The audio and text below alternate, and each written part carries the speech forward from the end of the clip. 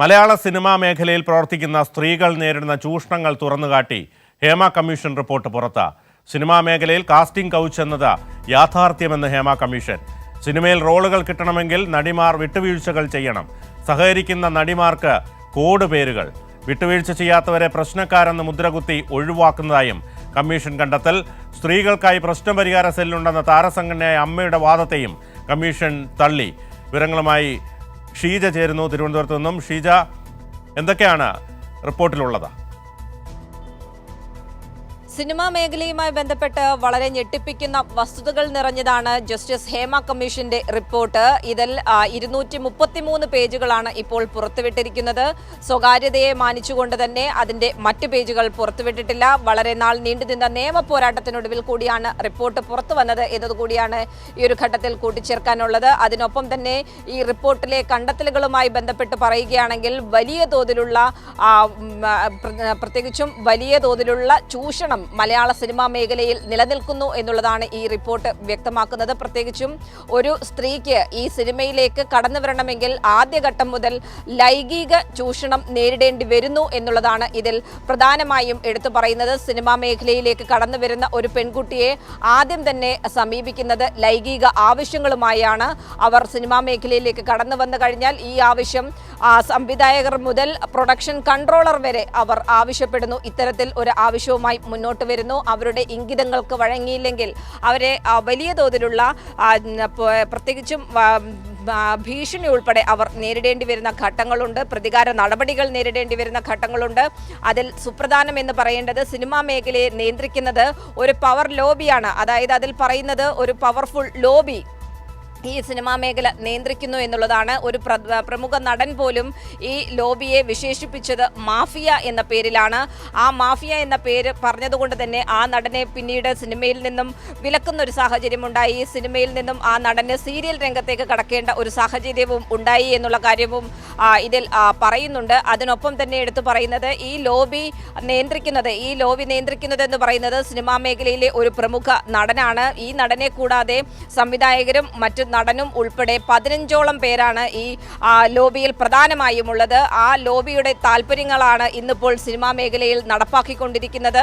അതിനൊപ്പം കൂട്ടിച്ചേർക്കാനുള്ളത് ഈ സിനിമാ മേഖലയിലെ നടിമാർ, അതിപ്പോൾ പ്രധാനപ്പെട്ട നടിമാരാകട്ടെ അല്ലെങ്കിൽ ഈ സിനിമാ രംഗത്തേക്ക് കടന്നു വരുന്ന പുതുതലമുറ നടിമാരാകട്ടെ, അവർ വലിയ തോതിലുള്ള ചൂഷണങ്ങളാണ് നേരിടേണ്ടി വരുന്നത്.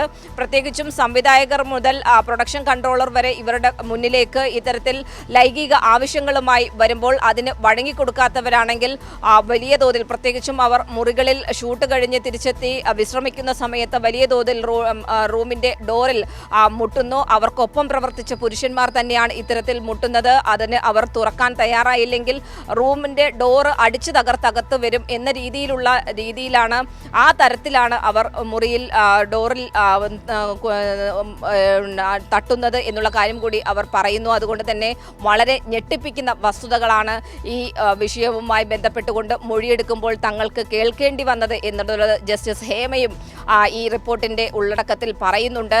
അതിനൊപ്പം തന്നെ ഈ വിഷയങ്ങൾ ചൂണ്ടിക്കാട്ടി താരസംഘടനയായ അമ്മയുമായി ബന്ധപ്പെട്ട് സംസാരിക്കുമ്പോൾ താരസംഘടനയായ അമ്മ പറയുന്നത് സ്ത്രീകളുടെ പ്രശ്നങ്ങൾ പഠിക്കുന്നതും പരിഹരിക്കുന്നതുമായി ഒക്കെ ബന്ധപ്പെട്ട ഒരു കമ്മിറ്റി അമ്മയ്ക്കുള്ളിൽ ഉണ്ട് എന്നുള്ളതാണ്. പക്ഷേ ഈ ഒരു വാദത്തെ പൂർണ്ണമായും ജസ്റ്റിസ് ഹേമ കമ്മീഷൻ തള്ളുന്നു എന്നുള്ളതാണ്. അതിൽ അവർ എടുത്തു പറയുന്നത് അമ്മയ്ക്കുള്ളിൽ ഈ ഒരു ഇത്തരത്തിലൊരു കമ്മിറ്റി ഉണ്ടെങ്കിലും ഇല്ലെങ്കിലും ഈ കമ്മിറ്റി അത്യാവശ്യമായി ഉണ്ടാകേണ്ടത് ഓരോ സെറ്റുകളിലുമാണ്. കാരണം ഓരോ സെറ്റുകളിലും ഷൂട്ടിങ്ങുമായി ബന്ധപ്പെട്ട് ആ ഷൂട്ടിൻ്റെ എംപ്ലോയർ ആരാണോ അതിൻ്റെ എംപ്ലോയർ കൃത്യമായ രീതിയിൽ അവിടെ ഒരു ICC രൂപീകരിക്കേണ്ടതാണ്. പക്ഷേ അത്തരത്തിലൊരു സംവിധാനം നമ്മുടെ മലയാള സിനിമാ മേഖലയിൽ ഇല്ല എന്നുള്ളതിൻ്റെ നേർചിത്രമാണ് ഇത്തരത്തിൽ സ്ത്രീകൾ വലിയ തോതിലുള്ള അരാജകത്വ അവസ്ഥ നേരിടേണ്ടി വരുന്നത്. അതും അപ്രഖ്യാപിത വിലക്കുകൾ ഉണ്ടാകുന്നു. പ്രത്യേകിച്ചും WCC ഒക്കെ നടി ആക്രമിക്കപ്പെട്ട ഒരു സംഭവത്തിന്റെ പശ്ചാത്തലത്തിൽ രൂപപ്പെട്ടു വന്നപ്പോൾ WCC ഈ ഒരു സിനിമാ മേഖലയിൽ നിലനിൽക്കുന്ന അനഭിലഷണീയമായ വിഷയങ്ങൾക്കെതിരെ നിലകൊള്ളുന്നു എന്നൊരു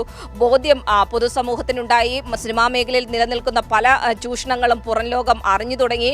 അപ്പോഴാണ് പല സ്ത്രീകളും ഈ സിനിമാ മേഖലയിൽ തങ്ങൾ എത്രത്തോളം പ്രശ്നങ്ങൾ നേരിടേണ്ടി വരുന്നു എന്നുള്ള കാര്യം പറയുവാൻ തയ്യാറാകുന്നത്. WCCയുടെ ഫോറത്തിലെത്തി അവർ കാര്യങ്ങൾ വിശദീകരിക്കുവാൻ തയ്യാറായി. പക്ഷേ ഈ WCCയിലെ അംഗങ്ങൾ അംഗങ്ങളെ പോലും സിനിമയിൽ നിന്നും വിലക്കുന്ന ഒരു സാഹചര്യമുണ്ടായി. അത് WCCയിലെ അംഗങ്ങളാണ് എന്നതിൻ്റെ പേരിൽ മാത്രമായിരുന്നു ഈ വിലക്ക് എന്നുള്ള കാര്യവും എടുത്തു പറയുന്നു. അത്തരത്തിലുള്ള വിലക്കുകൾ ഈ പ്രബല ഗ്രൂപ്പിന് എതിരെ നിൽക്കുന്ന അതായത് അവരെ വിമർശിക്കുന്ന ഓരോ നടനും നടിക്കും സാങ്കേതിക രംഗത്ത് നിൽക്കുന്നവർക്കും ഇതിന് സമാനമായ അവസ്ഥ തന്നെയാണ് നേരിടേണ്ടി വന്നിട്ടുള്ളത്. അതുകൊണ്ട് തന്നെ ഒരു വലിയ തോതിലുള്ള ശുപാർശകളടക്കമാണ് ഹേമ കമ്മീഷൻ മുന്നോട്ട് വയ്ക്കുന്നത്. പ്രത്യേകിച്ചും സ്ത്രീകൾക്ക് ഈ സെറ്റിലെ ഷൂട്ടിങ്ങുമായി ബന്ധപ്പെട്ട് വലിയ തോതിൽ ടോയ്ലറ്റിൽ പോലും, അതായത് മൂത്രമൊഴിക്കാൻ പോലും പോകാൻ കഴിയാത്തൊരവസ്ഥയിലേക്ക് കാര്യങ്ങൾ എത്തിയിരുന്നു. അതുകൊണ്ട് അവർ വെള്ളം കുടിക്കാതെ ഷൂട്ടിൽ ഫുൾ ടൈം നിൽക്കുന്ന ഒരു സാഹചര്യം ഉണ്ടായിരുന്നു. അത്രത്തോളം ദുരവസ്ഥ സ്ത്രീകൾ ഈ സിനിമാ മേഖലയിൽ അനുഭവിക്കുന്നുണ്ട്. അതുകൊണ്ട് കൃത്യമായ രീതിയിലുള്ള കാര്യങ്ങൾ, പ്രത്യേകിച്ചും ശുചിമുറി ഉണ്ടാകണം, കൃത്യമായ ഇടവേളകൾ നൽകണം, ഈ ചൂഷണം തടയുന്നതുമായി ബന്ധപ്പെട്ട് കൃത്യമായി ICCയുടെ പ്രവർത്തനം ഉണ്ടാകണം. അതിപ്പോൾ കുട്ടികളുടെയും സ്ത്രീകളുടെയും കാര്യത്തിൽ പ്രത്യേകമായിട്ടുള്ള പരിഗണന ഉണ്ടാകണം. സ്ത്രീകൾക്ക് 30% സംവരണം നൽകേണ്ടതാണ്. അതടക്കമുള്ള രീതിയിൽ വലിയ ഒരു കൃത്യമായ രീതിയിലുള്ള ശുപാർശകളടക്കമാണ് ഹേമ കമ്മീഷൻ ഈ റിപ്പോർട്ട് സർക്കാരിന് സമർപ്പിച്ചിരിക്കുന്നത്. ഏതായാലും സർക്കാർ ഇപ്പോൾ ഈ റിപ്പോർട്ട് ആദ്യഘട്ടത്തിൽ സർക്കാരിന് സമർപ്പിച്ചപ്പോൾ തന്നെ ഇതുമായി ബന്ധപ്പെട്ടുള്ള നടപടികളിലേക്ക് കടന്നിരുന്നു. ICC രൂപീകരിക്കുന്നതുമായി ബന്ധപ്പെട്ട് കൃത്യമായിട്ടുള്ള നിർദ്ദേശങ്ങൾ നൽകിയിരുന്നു. പക്ഷേ ഈ റിപ്പോർട്ട് പുറത്തു വരാത്തതിന് കാരണം സർക്കാരായിരുന്നില്ല. ഇതിൽ കൃത്യമായ രീതിയിൽ കമ്മീഷൻ, അതായത് വിവരാവകാശ കമ്മീഷനായിരുന്നു ആദ്യഘട്ടത്തിൽ ചിലരുടെ പരാതിയുടെ അടിസ്ഥാനത്തിൽ ഈ റിപ്പോർട്ട് പുറത്തുവിടേണ്ടതില്ല എന്ന് തീരുമാനിച്ചത്. പിന്നീട് കമ്മീഷൻ തന്നെ ഈ നിലപാട് മാറ്റി. പക്ഷേ അപ്പോഴേക്കും നിരവധി പേർ കോടതിയെ സമീപിച്ചിരുന്നു ഈ റിപ്പോർട്ട് പുറത്തു വരുന്നതിനെതിരെ. അങ്ങനെയാണ് ഒരു കാലതാമസം ഈ റിപ്പോർട്ട് പുറത്തു വരുന്നതിൽ ഉണ്ടായത്. പക്ഷേ ഇപ്പോൾ നിയമ പോരാട്ടങ്ങൾക്കൊടുവിൽ, ഏറെ നാളുകളായി നീണ്ട നിയമ പോരാട്ടത്തിനൊടുവിലാണ് ഈ റിപ്പോർട്ട് പുറത്തു വന്നിരിക്കുന്നത്. ഇതിന്റെ അടിസ്ഥാനത്തിലുള്ള തുടർ നടപടികളിലേക്കായിരിക്കും വരും ദിവസങ്ങളിൽ സംസ്ഥാന സർക്കാർ കടക്കുക. വളരെ സമഗ്രമായ റിപ്പോർട്ടാണ് ഷീജ നൽകിയത്. മലയാള സിനിമാ മേഖലയിൽ പ്രവർത്തിക്കുന്ന സ്ത്രീകൾ നേരിടുന്ന ചൂഷണങ്ങൾ തുറന്നുകാട്ടി ഹേമ കമ്മീഷൻ റിപ്പോർട്ട് പുറത്ത്. സിനിമാ മേഖലയിൽ കാസ്റ്റിംഗ് കൗച്ച് എന്നത് യാഥാർത്ഥ്യമെന്നാണ് ഹേമ കമ്മീഷൻ പറയുന്നത്. സിനിമയിൽ റോളുകൾ കിട്ടണമെങ്കിൽ നടിമാർ വിട്ടുവീഴ്ചകൾക്ക് തയ്യാറാകണം. സഹകരിക്കുന്ന നടിമാർക്ക് കോഡ് ഉള്ള പേരുകളാണ് ഉള്ളത്. വിട്ടുവീഴ്ച ചെയ്യാത്തവരെ പ്രശ്നക്കാരെന്ന് മുദ്രകുത്തി ഒഴിവാക്കുന്നതായും കമ്മീഷൻ കണ്ടെത്തി. സ്ത്രീകൾക്കായി പ്രശ്നപരിഹാര സെല്ലുണ്ടെന്ന താരസംഘടനയായ അമ്മയുടെ വാദത്തെയും ഒക്കെ കമ്മീഷൻ തള്ളിയിരിക്കുന്നു. വിവരങ്ങളാണ് ഷീജ നൽകിയത്.